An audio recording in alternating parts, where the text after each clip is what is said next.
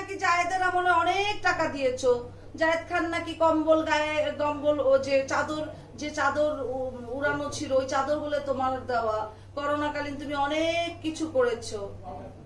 তুমি তো এগুলি ক্যামেরায় এসে বলবা, তুমি তো এগুলি পাবলিশ করবা, তুমি শিল্পী তো, তুমি তো বলো নাই।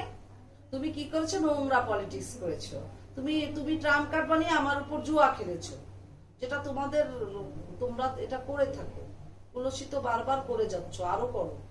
আপু তার মানে যে কথাটা আপনি বলছেন যে আপনার সাথে কি কথার তর্ক হয়েছিল আবির চৌধুরীর সাথে? এবং আগে কথা হয়েছে, তখন আমি তাকে ভালো করে চিনি না, সে বারবারই আমাকে বিভিন্ন 5 স্টারের ডাকছিল গোপন কথা বলার জন্য, আমি জানি না সেখানে কি বলতে চেয়েছে। আপু ইলেকশনের দিনের যে ভিডিওটা আমরা দেখছি যে তর্ক করছিলেন এরকম কিছু, ওইটা কি আবির চৌধুরীর সাথে হয়েছে এবং পাশে মিশা ভাই দাঁড়ানো ছিল এরকম কিছু?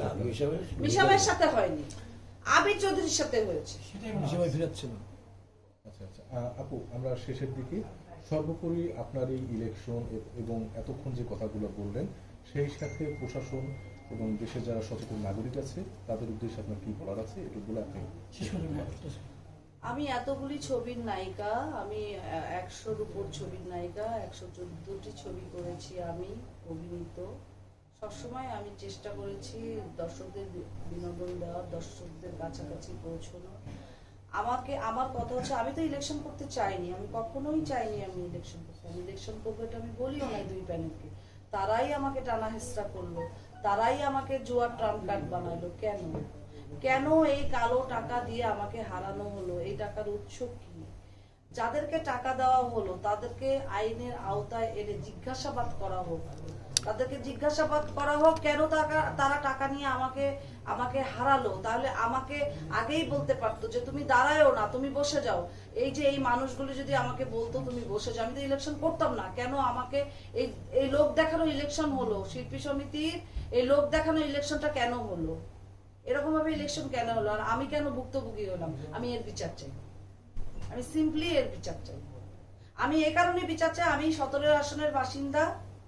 আমার একটি ভোট হলেও আমি আমাদের মাননীয় প্রধানমন্ত্রীকে দিয়েছি। আমার আকুল আবেদন, এফডিসির শিল্পী সমিতিতে যে অনিয়ম হয়, আপনাদের হস্তক্ষেপ এই মুহূর্তে ভীষণ প্রয়োজন, নাহলে প্রকৃত শিল্পীরা আর এখানে যেতে পারবে না, এখানে ভোট দিতে আসতে পারবে না। আজকে অনেক মেইন শিল্পীরা কিন্তু আসে নাই, যারা যেমন শাবনাজ নাইরা আপু আসে নাই, অনেক বড় বড় শিল্পীরা, স্বপ্নম আপু আসে নাই, অনেক সুচন্দা আপু, ববিতা আপু, চম্পা আপু আসে নাই। পরিবেশ নাই, এখানে আসার পরিবেশ নাই। এর পরের ইলেকশন হলো, আমি লিখে দিতে পারি আরো শিল্পীরা আসবে না এখানে কারা আসবে জানেন? এখানে যাদেরকে কেউ চিনে না সেই সব শিল্পীরা আসবে। সো এই শিল্পী সমিতি অনেক বড় একটা ঐতিহ্য বহন করে শিল্পীদের জন্য, এটা কুলসিত হোক, এটা আমি চাই।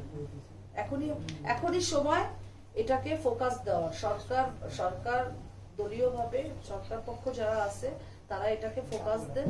এটার এত অরাজকতা, অনিয়ম, এটা তাদের দৃষ্টি আকর্ষণ ছাড়া এখান থেকে এটা রেহাই পাবে না।